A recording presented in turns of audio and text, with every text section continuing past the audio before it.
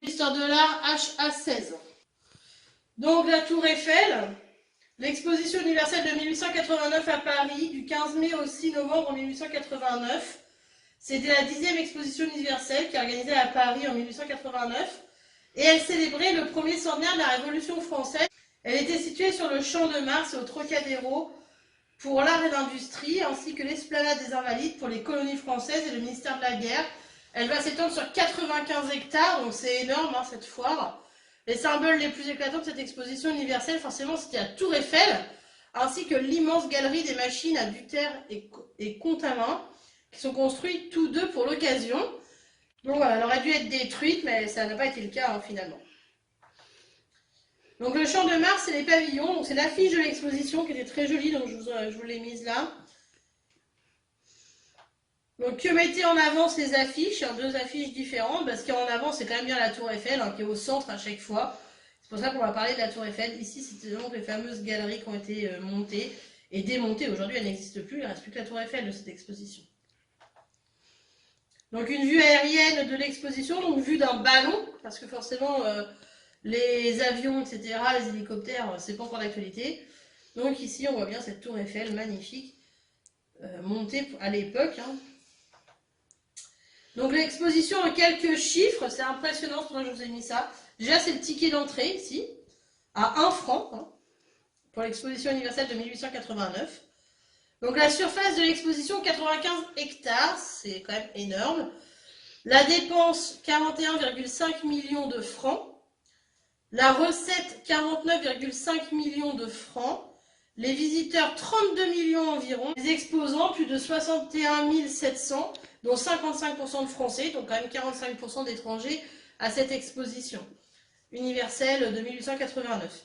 Donc c'est impressionnant, les francs de l'époque, c'est pas du tout les euros, mais c'est déjà énormément d'argent qui a été récolté à cette occasion. Donc Alexandre Gustave Bonnicosen dit Eiffel est né à Dijon le 15 décembre 1832. Il est de milieu aisé, c'était déjà un homme riche.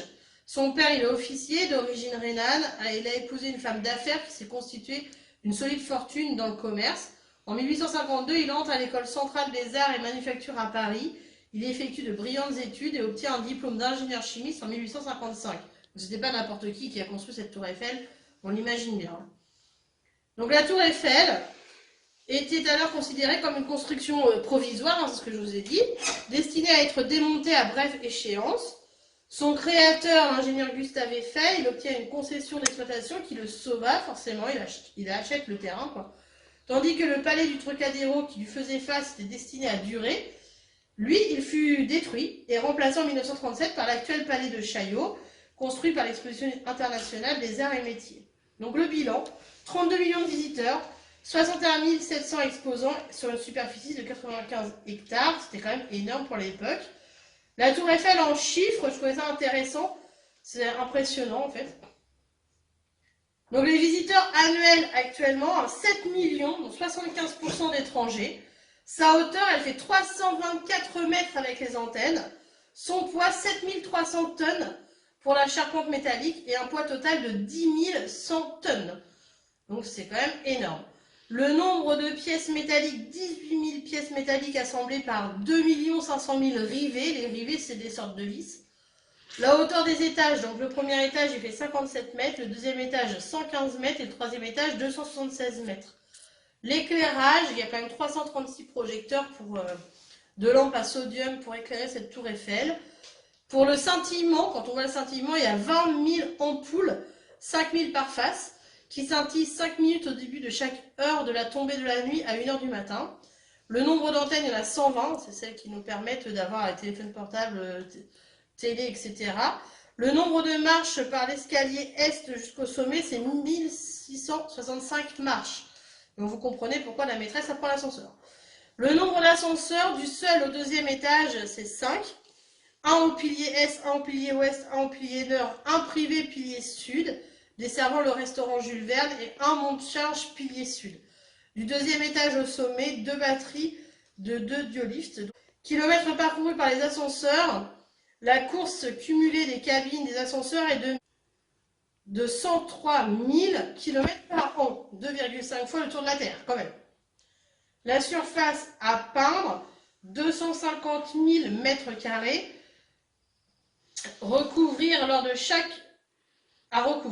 lors de chaque campagne de peinture. Donc tous les 7 ans, elle est repeinte entièrement. 60 tonnes de peinture sont nécessaires pour repeindre la Tour Eiffel. C'est pas rien du tout.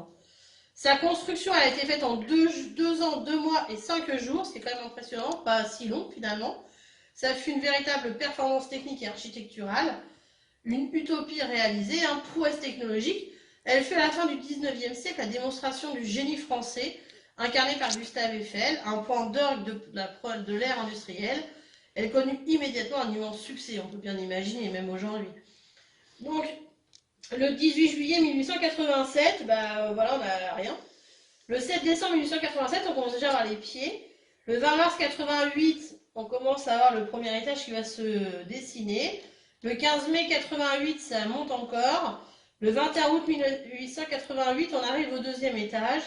Le 26 décembre 1888, c'est donc la partie supérieure qui va être montée.